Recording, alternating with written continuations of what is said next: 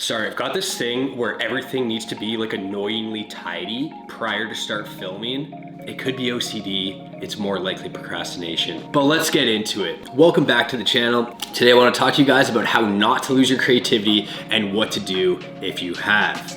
But first, let's get a little bit more comfortable. Whoa!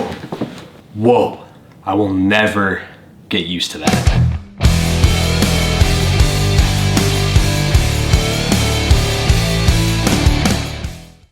So I want to tell you guys a little story about what happened to me a few years ago, and if I'm not careful, will keep happening to me moving forward. Your creativity is like a gift.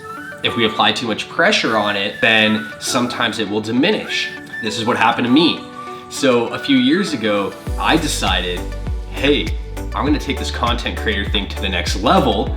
And essentially I was like, I'm all in. I'm just gonna make videos every single day, not really have any direction. Now in hindsight, this was probably a big mistake. As much as I applaud going all in as a content creator, don't impulsively quit your job in the hopes that next month you're gonna start making money full-time as a content creator. It's not that it's impossible, but in my experience, normally good things take time to create. So instead have a plan. If you have 6 months saved up and you can afford to take some time off, that's cool. But what I suggest is build your brand slowly and give it time to prosper, and don't put so much pressure on it to become this huge money-making machine, because if experience serves me correctly, then what might happen is you might lose your willingness to create. See, I had all the time in the world. I quit my job, and then when I wasn't working, I couldn't justify taking days or hours to make videos that weren't yet making me money. So what happened was I completely lost the desire to create because it felt irresponsible to create YouTube videos that weren't making me any money because I didn't have any money coming in. The solution to that was not quitting my job, getting something that's part-time, that's not so overly strenuous, that left me a little bit of time to do something that, filled my cup up or brought me some income. So there wasn't so much pressure on my creativity to be the driving force of my income. But don't just take it from me. Let's look at a few extremely successful creators that did this as well. Gary Vee worked for his dad's liquor store when he started Wine Library TV. He would work all day, come home, eat dinner, and film an episode, then upload it to his YouTube channel.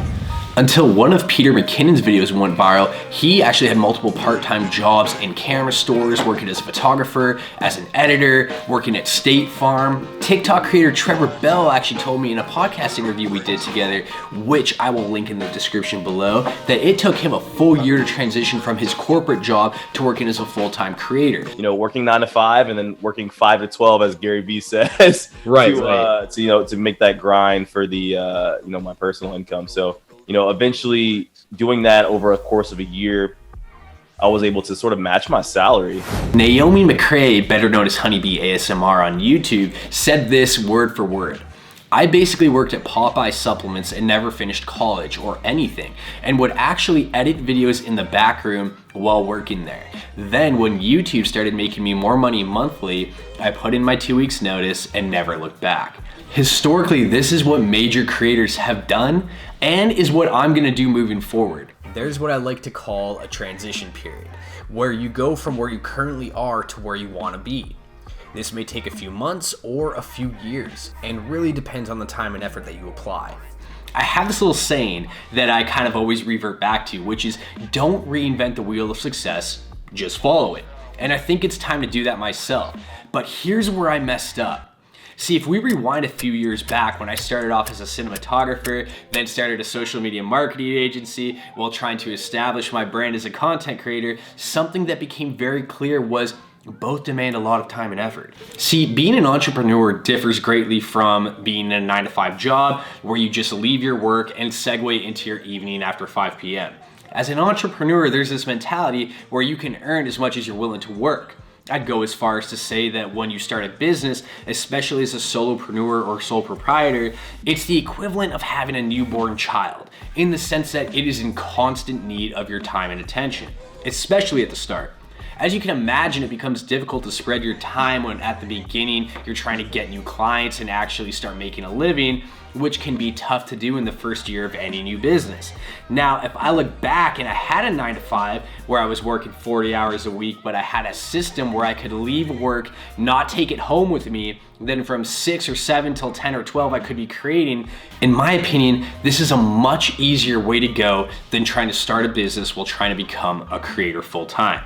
On the other hand, there are people that can stomach this kind of volatility that comes with going all in as a creator, but for me, it was counterproductive. Now, the second part of not losing your creativity, again, has to do with not applying so much pressure on yourself, but enjoying what you do and not doing something just because you think it's gonna get you views or it's gonna blow you up. Like, you don't want that to be the driving force. What you want instead is to come to terms with what it is that you love and generally could do any day. And I keep coming back to this, like, the single most important question to ask yourself as a creator is, what can I see myself doing every day, even if it doesn't make me a dime? But more importantly, if money was of no concern, what would you be doing?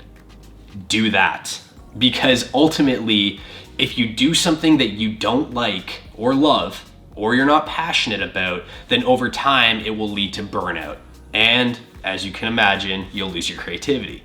So the two things that I would have done differently back in the day was, first of all, not quit my job, not go all out, full into content creation without having any source of income coming in, because that level of stress actually ate away at my creativity and didn't leave me with any energy to create, because it felt irresponsible. Number two, don't go into one niche or the other niche because you think it's what will get you there. Choose a niche that you're actually passionate about. So those are the two things that I would do to avoid losing my creativity. Guys, if you've liked this video, hit the like button, and if you haven't already, subscribe. There will be more of this type of content coming your way soon. See you later.